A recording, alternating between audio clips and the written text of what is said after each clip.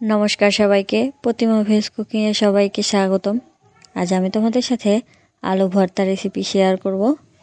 আমি যতটুকু ভর্তা তৈরি করব সেই অনুযায়ী আলু নিয়েছি, আর আলুগুলো কিন্তু এখন শীতের সিজনের নতুন আলু।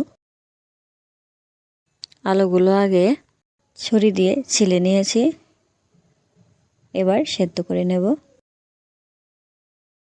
আলুগুলো সেদ্ধ করে নিয়েছি, এবার খুন্তি দিয়ে দেখাবো কতটুকু সেদ্ধ করে নিয়েছি। সেদ্ধ হয়ে গেছে, এবার নামিয়ে নিয়েছি। এবার ভর্তা করার জন্য মরিচ ভেজে নেব। এখানে আমি 3টা শুকনো মরিচ নিয়েছি। এই মরিচগুলো এবার চুলার আঁচটা একদম লো রেখে ভেজে নিতে হবে।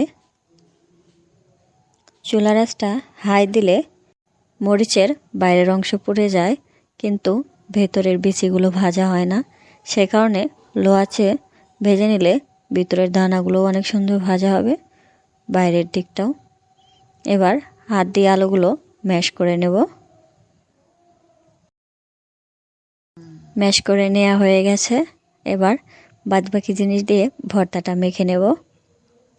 কুচি করে কেটে রাখা ধনিয়া পাতা, স্বাদ মতো লবণ, সরিষার তেল আর মরিচ এবার হাত দিয়ে ভেঙে ভেঙে দিয়ে দেব। ঝালটা তোমরা তোমাদের পছন্দ অনুযায়ী দেবে। আলু ভর্তাটা যেমন গরম গরম ভাতের সাথে খেতে মজা, তেমনই কিন্তু পান্তা ভাতের সাথেও খেতে খুবই মজা লাগে। মরিচগুলো হাত দিয়ে ম্যাশ করে নেওয়া হয়ে গেছে, এবার সব কিছু ভালো করে মেখে নেব।